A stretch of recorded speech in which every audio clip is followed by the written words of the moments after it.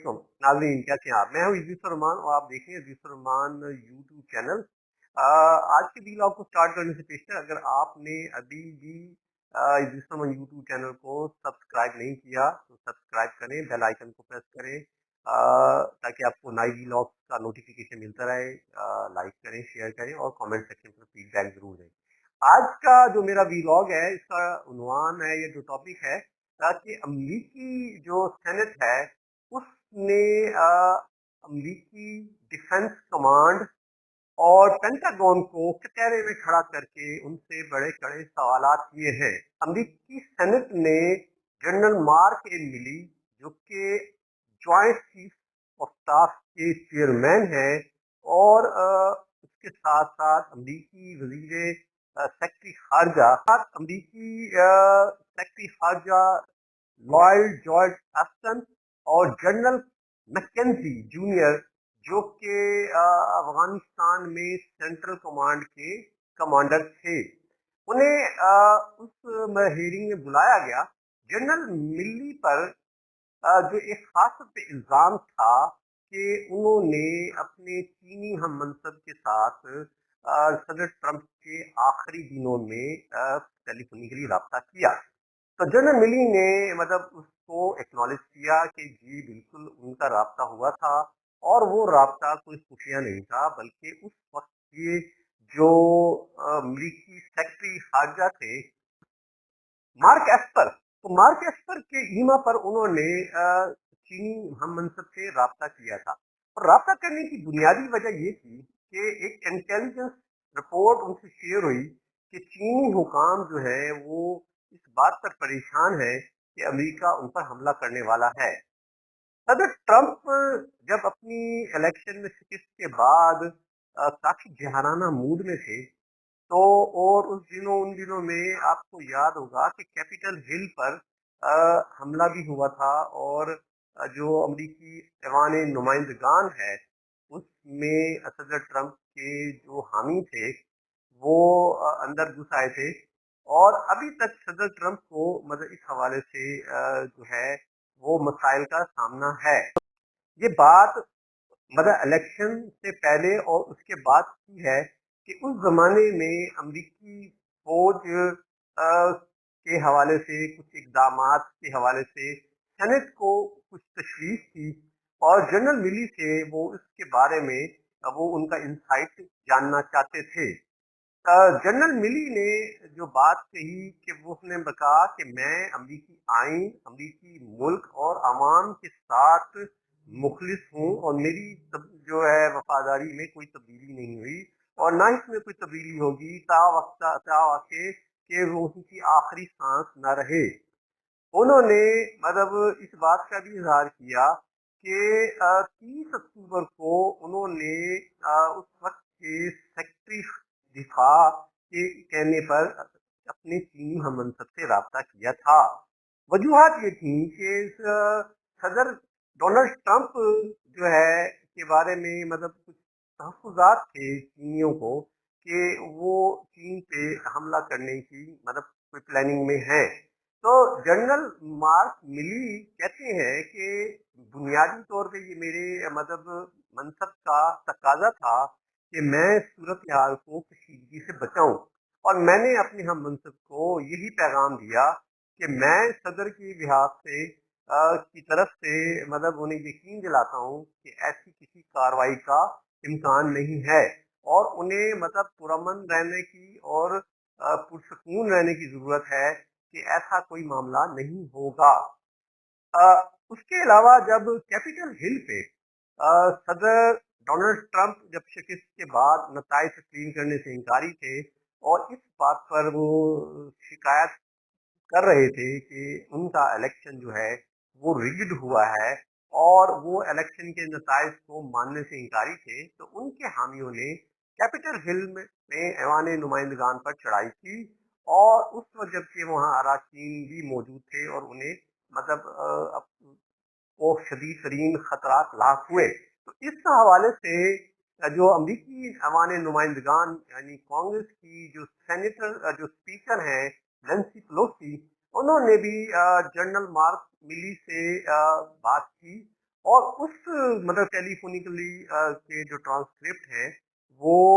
بھی اس میٹنگ میں پیش کی ہے، اور جنرل ملی نے اس بات کا اقرار کیا کہ ان کی نینسی پیلوسی سے بات چیت ہوئی تھی۔ نینسی پیلوسی ان دنوں اس بات پر فکر مند تھیں کہ صدر ڈونلڈ ٹرمپ،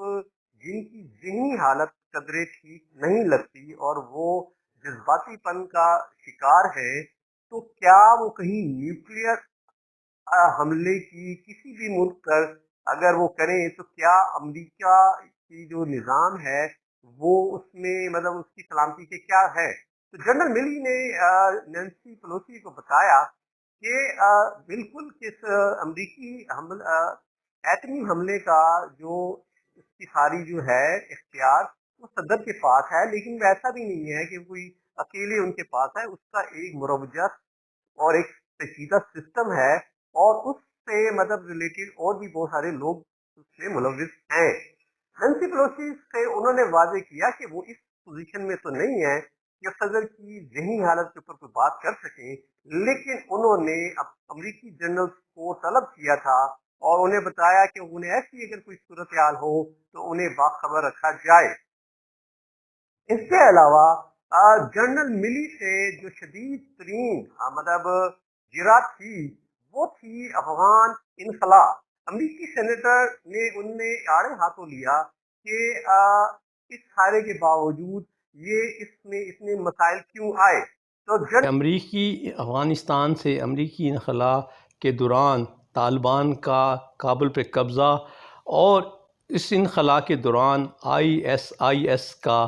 افغانستان میں کابل ایئرپورٹ پر حملہ، جس کے نتیجے میں امریکی فوجیوں کے ساتھ ساتھ افغان شہریوں کا جانی نقصان ہوا، وہ بڑا ایک اہم ایشو تھا۔ جنرل مارک ملی اور لارڈ جے آسٹن کو کڑے سوالات کا سامنا کرنا پڑا، اور انہیں امریکی سینیٹرز نے شدید ترین تنقید کا نشانہ بھی بنایا۔ سب سے بڑا ایشو یہ تھا کہ امریکی فوج اس حوالے سے یہ کیوں نہ باور کر سکی کہ افغانستان میں طاقت کا جو خلا ہے اس میں مطلب طالبان کی کیا پوزیشن تھی۔ جنرل مارک ملی اور لارڈ جے آسٹن نے برملا اس بات کا اعتراف کیا کہ حقیقی طور پہ وہ اس چیز کو جانچنے میں کامیاب نہ ہو سکے کہ افغانستان میں جو افغان نیشنل آرمی تھی ان کی لڑنے کی کیا صلاحیت تھی، اور ان میں کرپشن اور نااہلی کا کیا معیار تھا، اور صدر اشرف غنی کی طرف سے بار بار کمانڈ میں تبدیلی اور پوسٹنگز کے نتیجے میں ان کے مورال کا کیا لیول تھا۔ اور اس بات پہ بھی جو جنرل مارک ملی کو بھی شدید تنقید کا سامنا کرنا پڑا کہ ISIS کے حملے کے نتیجے میں ہونے والے نقصان کے بارے میں وہ کوئی خاطر خواہ انتظامات نہیں کر سکے۔ جنرل مارک ملی اور لارڈ جے آسٹن اس بات کے قائل تھے کہ انہوں نے امریکی صدر جو بائیڈن کو تجویز دی تھی کہ افغانستان میں 2500 کاؤنٹر ٹیررزم فورس کو رکھا جائے، لیکن صدر جو بائیڈن نے اس بات کو نہیں مانا، اور اس بات کے جواز میں کہ آیا وہ اس میں کیوں کامیاب نہ ہو سکے، تو انہوں نے کہا مانا جانا یا اس پہ عمل کیا جانا یہ ان کے دائرہ کار سے باہر ہے، اور اس میں صدر جو بائیڈن ہی مجاز اتھارٹی ہیں۔ اس کے علاوہ انہوں نے اس بات کا بھی اعتراف کیا کہ ان کے انٹیلیجنس ذرائع اس بات کو جاننے میں ناکام رہے کہ افغان طالبان مقامی طور پر کس نوعیت کے ایگریمنٹس اور الائنسز کے ساتھ آگے بڑھ رہے ہیں۔ جب یہ اتنا بڑا اعتراف امریکی کانگریس کے سینیٹرز کے سامنے